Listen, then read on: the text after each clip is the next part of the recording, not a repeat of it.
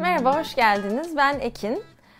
Ruhi ve Kibar ve Feyzo adında iki kediyle Kozyatağı'nda bu evde yaşıyorum. Burayı tutarken çok heyecanlıydım çünkü evi görmemiştim. O zaman Bodrum'daydım henüz. Benim çok yakın iki arkadaşım benim adıma buraya geldiler, gördüler ve Bodrum'dan evi tutmuş oldum. Burası gerçekten yeşillikler içinde, belki de İstanbul'un en yeşil, en çok parkının olduğu bölge. Ruhi dolayısıyla çok mutlu çünkü her gün onu 2 kez parka götürüyorum. Ve tam evimin önünde 2 tane park var. Bu arada tabii İstanbul'da yaşadığım 18 yıl boyunca da çok fazla kez taşındım. Bunlara bir de tabii arada bir Bodrum macerası eklendi. Kaç kez taşındığımı hatırlamıyorum bile. Bu arada Ruhi de sürekli benden ilgi istiyor. Evet, çok haklısın. Eşyalarım genellikle pek değişmiyor. Her gittiğim evde yeni eşyalar almıyorum. Fakat her evde eşyaların kullanım biçimleri ve yerleri değişiyor. Bu da her defasında yeni bir evde gerçekten yaşadığımı bana hissettiriyor. Ve eşyalara gerçekten hakkını verdiğimi, kıymetlerinin yerini bulduğunu düşünüyorum böylece. Üniversitede reklamcılık okudum ve çok uzun süre reklam yazarlığı yaptım. Sanatçılarla çalıştım. Son 5 yıldır kendi işimi yapıyorum. Kendi adıma çalışıyorum. İllüstrasyonlar yapıyorum. O illüstrasyonları hayatın içine katmak için çeşitli sanatsal tasarımlar yapıyorum. Hayata, evlere katmaya çalışıyorum. Hepimizin hayatında daha fazla tasarım fikri olsun istiyorum. Dolayısıyla evimde çokça buna dair parçalar göreceksiniz. Size birazcık salondaki eşyalardan bahsetmek istiyorum. Bu koltuk tabii Ikea. Ikea'nın en bence rahat, konforlu modellerinden bir tanesi. Bu sehpayı bir eskicide bulmuştum. Zaten evdeki pek çok eşya eskicilerden, ikinci elcilerden, antikacılardan veya yakın çevrenin elden çıkartmak istedikleri eşyalardan bir araya getirilerek oluşturuldu. Çünkü ben dünyanın hepimize yetecek kadar çok eşya, çok kıyafet, o kadar çok üretime yetecek kadar şeysi olduğuna inanmıyorum maalesef. Dolayısıyla eşyaların dönüşümü de çok çok önemli dünya için ve bizim için de bence. Yastıklar farklı yerlerden. Sanırım bir tanesi Ikea'dan. Bu da sunidir, gerçek değil. Sanıyorum H&M'den olması gerekiyor. Bu arada eski usul sandıklara geri dönüş yapanlardan biriyim. Çokça taşındığım için her defasında bir dolap düzmek, dolabı demonte etmek, taşımak, yerleştirmek çok zor. Ayrıca bazı evlerde, gittiğiniz evlerde hazır gömme dolaplar oluyor. O zaman kendi dolabınızı nereye koyacağınızı bilemiyorsunuz. O yüzden eski usul anneanne hesabı benim evde 2 tane kocaman sandığım var. Onları biraz daha temizlik yaparken rahatlık olsun diye. Çünkü işte kediler var ve kedilerin topları var. İşte kedi tüyleri dolaşıyor ortalıkta. Bunları kolayca altlarından alabilmek için 2 sandığın da altına metal sanayi tipi tekerlekler taktım. Böylece altındaki her şeyi kolayca hem temizleyebiliyorum hem de kedilerin toplarını oradan alabiliyorum. Bu sandığın üzerindeki tüylü yastıklar da yine gerçek şeyler değiller. H&M'den almıştım. Kediler özellikle kışın bunların üzerinde uyumaktan çok hoşlanıyorlar. O yüzden burada tabii kaymasın diye de bunların altında çift taraflı bantlar var. Buradaki beyaz koltuklar Ikea'nın bahçe mobilyaları aslında. Fakat ben formlarının bu kadar soft olmasını, bu kadar hiçbir şey söylemeden çok güzel görünmelerine bayılıyorum. Ve çok rahatlar ayrıca. Bu aynayı çok seviyorum. Çok yakın bir arkadaşımızın annesinin müthiş zevkleri olan bir kadın. Onun evinden buraya geldi. Çok eski ama tarihini ve ustasını gerçekten bilmiyorum ama içindeki ayna da orijinal aynası.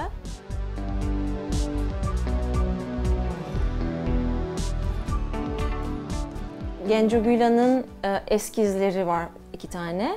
Burada ayrıca benim bu duvardaki çoğu iş bana ait. Onlar da evden yeni sahiplerine gidene kadar burada bu duvarda benimle oluyorlar. Böylece ben de serilerimi kafamda tam olarak oturtmuş oluyorum. O yüzden duvarda görüyorsunuz onları da.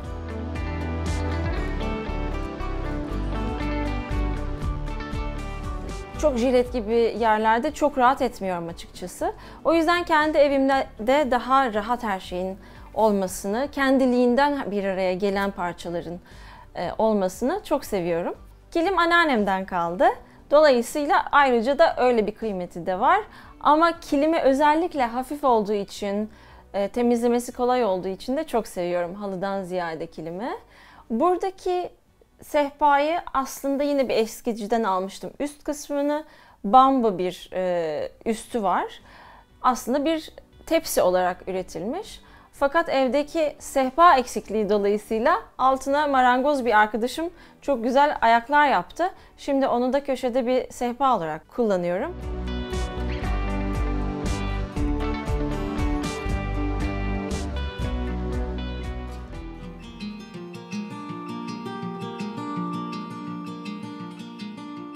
Burası salonun diğer bölümü. Bu bölünmeyi sağlayan da buradaki kolon. Çünkü aslında bu parça evin balkonuymuş fakat içeri dahil edilmiş. Bunun üzerindeki siniyi annem vermişti. Bu şişeleri yargıcıdan almıştım ve kullanıyorum. İçinde gerçekten içme suları var. Bu çok eski bir sehpa babamların ofisinden çıkmıştı. Onun üzerinde sadece çocuk kitaplarının olduğu bir yığın var.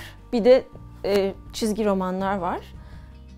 Salonda yemek bölümünü ikiye ayıran bu duvarın arkasında benim bir süredir yürüttüğüm, sanırım Ekim'de başlamıştım, Dev Noktalar projesinin 0 numaralı noktası var. Dev noktalar hepimizin bir süredir kaybettiğimiz ve hayatımıza devam etmek için ihtiyacımız olan umudu simgeliyor.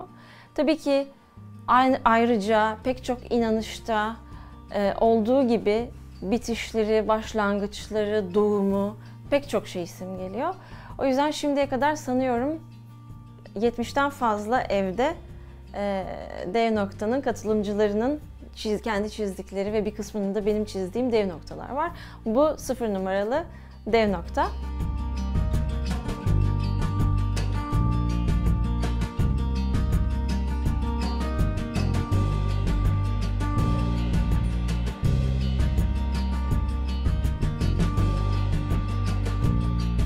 Evin yine en sevdiğim parçalarımdan biri. Ne kadar çok en sevdiğim varmış bu arada. Evdeki her şeyi seviyorum gerçekten.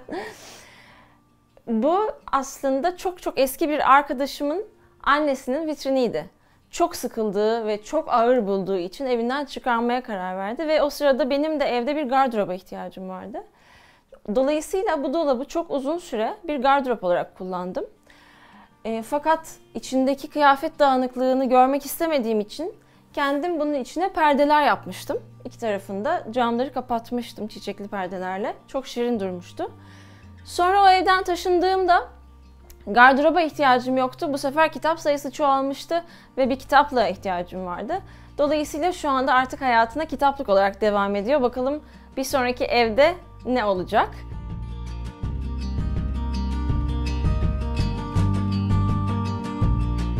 Bu siyah parça çok eski bir aslında ayna. İçindeki Benim Nereye Gideyim serisinin bir parçası, neon bir iş. İkisini bir araya getirmiş olmayı çok sevdim. O yüzden bu duvarda akşamları kırmızı bir ışığı var yaktığımda ortamı bambaşka hale getiriyor.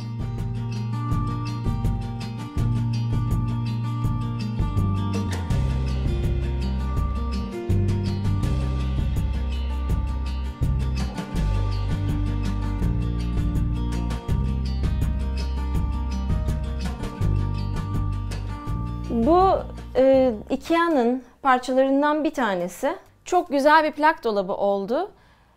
Çünkü güzel plak dolabı bulmak şu anda bence çok zor. Ama bunun altına plakların çok iyi sığmış olması mucize. Dolayısıyla artık orası bir plak köşesi oldu.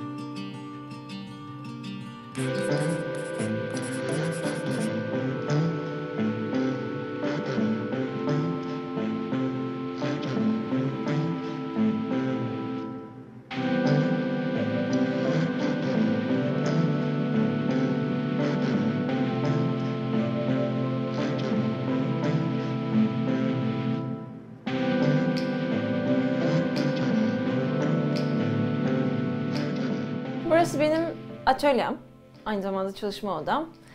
Evinden çalışan şanslılardan biriyim. Bu 3 odalı evin 2 odası tamamen benim işimle ilgili kapatılmış durumda.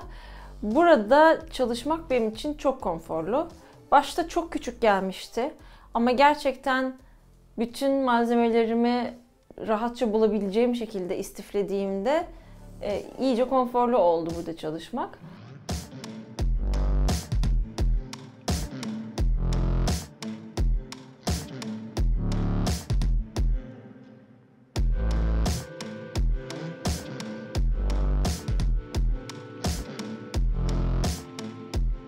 Bu dolabı ikinci el sitelerinden birinden almıştım.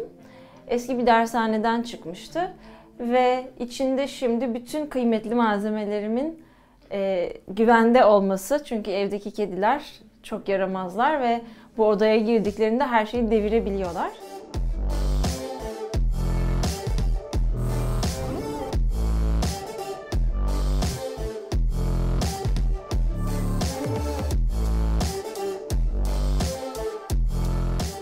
Burada zeminde kullandığım halı, kendi tasarımım var üzerinde. Şimdilik bu bir numune. Deniyorum, üzerinde tepiniyorum, işte boya döküyorum, çikolata düşürüyorum, üstüne basıyorum, sonra tekrar yıkıyorum, tekrar yıkıyorum. Dolayısıyla deneme aşamasında olan ürünlerden bir tanesi. Evde çalışmak, atölyenin evin içinde olması benim için bir yandan böyle de artılara sahip. Dolayısıyla yaptığım her ürünü önce kendim deneyimliyorum. Olmuyorsa baştan yapabiliyorum. Bütün bunlar bana böyle olanaklar sağlıyor.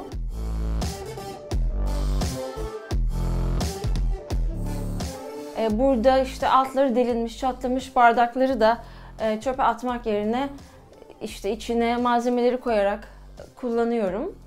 Ama benim için önemli olan her şeyi baktığımda net görebilmek. Dolayısıyla çok fazla kutu, çok fazla kase, bardak ya da kalemlik kullanıyorum. Bunun için tabii kavanozları da kullanıyorum. Özellikle fırçaları depolamak için.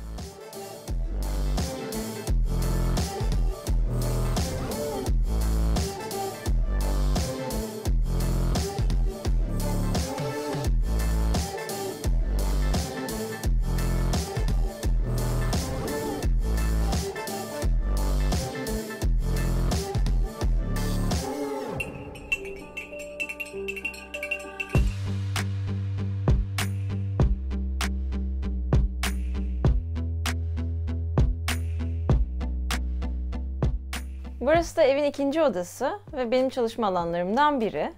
Bu koltuğu özellikle tuttum çünkü içeride Ruhi ile ve kedilerle uyumak istemeyen biri olursa o zaman burada uyuyabiliyor.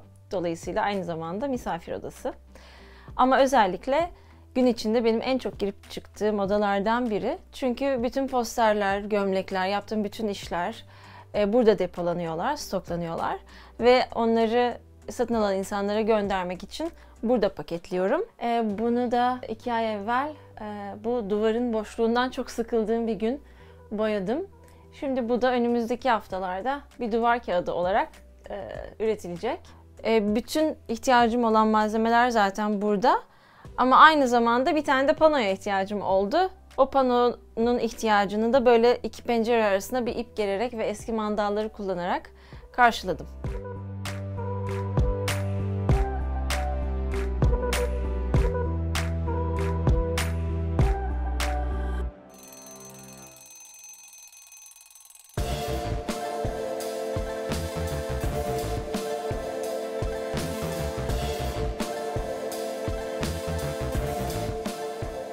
Burası da yatak odam. Çok yastık seviyorum. Çünkü bunun arkası uzanırken yatakta bir kitap okumaya, bir şeyler izlemeye elverişli değil. Dolayısıyla böyle bir sürü yastıkla arkamı destekliyorum. Yatak örtüsü English Home'dan. Bu yatak takımı yine Ikea'dan. Bunlar H&M'den. Yine bu büyük arkadaki yastıklar da H&M'in ürünleri. Bunlar yine benim Human serisi işlerimin duvar panoları, onların devamı. Bu aydınlatmayı yine bir eskiciden almıştım. Fakat abajurunu değiştirdim.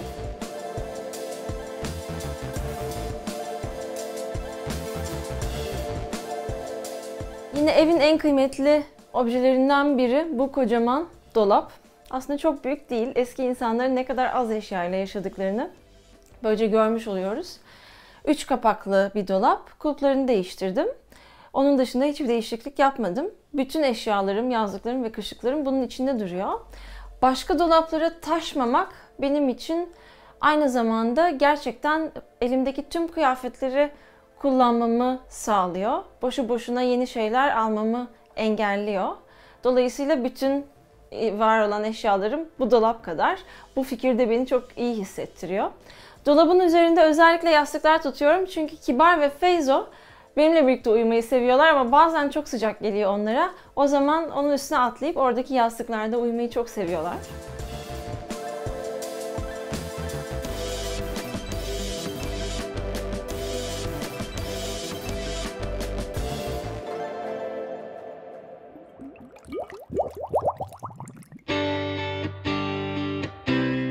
Ve evin en küçük mekanı banyodayız. Çok küçük ve biraz karanlık bir banyo. Bir penceresi de yok. Aydınlatması da çok yeterli değil. O yüzden ben de kendimce bir çözüm buldum. Aynamız da yoktu taşındığımızda. O yüzden Ikea'dan bu yuvarlak aynayı aldım. Çünkü belki de bir sonraki evde aynası olan bir tuvaletimiz, banyomuz olursa aynayı başka bir yerde kullanabilirim. Belki yatak odasında kullanabilirim. Onu düşünerek böyle bir parça seçtim. Makyaj yapmak burada çok zor, çok karanlık olduğu için. Fakat bir başka aydınlatma koyabileceğim bir yer de yok. Çünkü burası hakikaten çok küçücük. Tek kişinin şöyle dönebileceği bir alan var sadece. Dolayısıyla bir dış mekan aydınlatması Chibo'dan almıştım seneler evvel. Ve aynı zamanda tabii sarı ışık olması benim için çok önemliydi. Onu bu aynanın etrafına sarıp bantlarla yapıştırdım. Ruhi kocaman bir köpek olduğu için onu yıkarken gerçekten belim çok ağrıyor. Büyük köpek sahipleri beni çok iyi anlayacaktır. O yüzden bu küçük sehpayı aldım. Onu yıkarken bu sehpaya oturuyorum. Tam eski usul yine benim banyoda küçük bir sehpa var böyle. Bunu nereden aldığımı hatırlamıyorum. Büyük ihtimalle Ikea'dan almıştım. Bu sehpanın üzerine de küçük misafir el havluları ve küçük kitaplardan koydum. Alttakiler Adam Yayınları'nın en sevdiğim serisinden. Üstte de Can Yayınları'ndan bir Suç ve Ceza var. Yine küçük kitaplardan. Tuvalette vakit geçirirken bir şeyler okumayı sevenler için.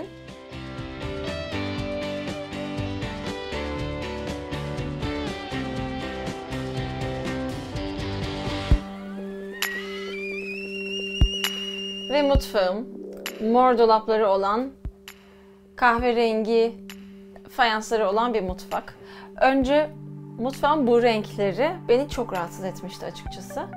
Fakat evin geri kalanını o kadar çok sevdim ki bunları unuttum. Dolayısıyla bu mutfakta yine işte bu kahverengi fayansların önünde çok sevdiğim eşyalar durduğu için bir süre sonra onları görmemeye başladım. Ve bu mor dolap kapaklarını da öyle. O yüzden mutfağımı yine çok seviyorum. Çok aydınlık bir mutfak.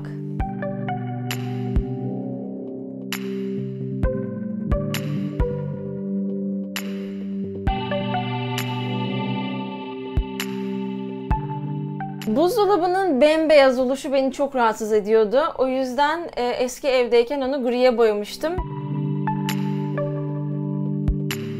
Kahve poşetleri, kendi kullandığım poşetler, tekrar kullanabilmek için böyle bir yer hazırladım. Ve işte bu kahve poşetleri gerçekten çok sağlamlar. Bir sandviç yaptığımda içine koyabiliyorum veya bir yerden tekrar kahve alacaksam yine bunun içine çektiriyorum. Veya kuru yemiş taşıyacaksam çantamda yine onun için kullandığım bir sistem oldu böylece. Mutfakta sürekli elimin altında olmasını istediğim bir sürü eşya var. Bunlardan birkaçını, örneğin işte mutfakta kullandığım makası, çay süzgecini, şişe açacağını ve diğerlerini elimin altında olabilmesi için burada basit zincirli bir sistem yaptım. Sistem dediğimde aslında zinciri kalorifer borusundan geçirdim ve böylece hepsi gözümün önünde, elimin altında oldular.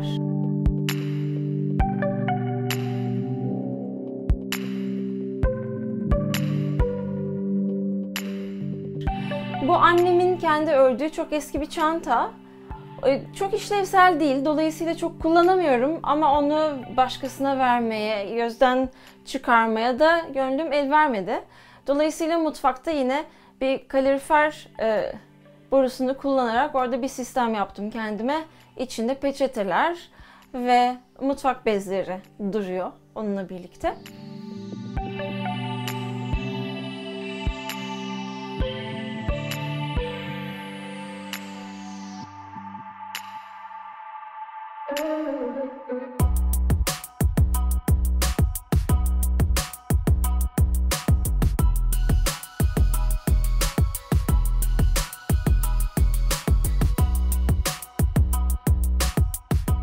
Evin girişinde bizi böyle bir ayna, kocaman bir ayna karşılıyor. Bu konsol aslında içerideki yine ayna ile birlikte eve gelen eşyalardan biri. Çok kıymetli, üstü mermer.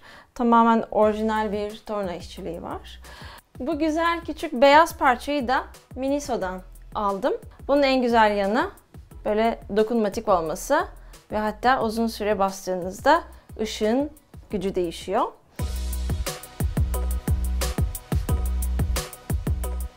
Bu güzel vazoyu Paşabahçe'den almıştım. Bu mankeni ise, bu bir terzi mankeni. Bu mankeni yine kendi dikişlerimde prova için kullanıyorum. Bunu da yine ikinci el sitelerinden birinden almıştım. Üzerindeki zeytin yaprakları şeklindeki tacı çok sevdiğim bir arkadaşım tasarladı. Bu duvarda yine gördüğünüz parça Bazıları serisine ait bir duvar çizimi. Herkesin evinin girişinde olan bu ayakkabılıklardan benim evimin girişinde yok. Bir de olmasını da çok istemiyorum sanırım. O yüzden yine evin açıklıkta olan kalorifer borularına bir keten ip sararak evdeki sepetlerden birini böyle değerlendirdim. Sıklıkla kullandığımız şemsiye ve ayakkabı çekeceğini de buradaki çizmelerimin içine koydum. Dolaba sığmayan çizmeler böylece işlevsellik kazandı.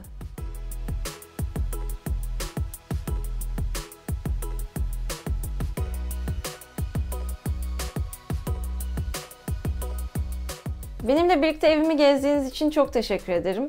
Gördüğünüz gibi benim için evin kendisi, yani duvarları değil, içindeki bütün mobilyalar, eşyalar, küçük küçük parçalar ve onların tekrar kullanılabilmesi. Çünkü tahmin ediyorum ki dünyanın hepimiz için yeniden sürekli yeni eşyalar üretecek kadar gücü kalmadı.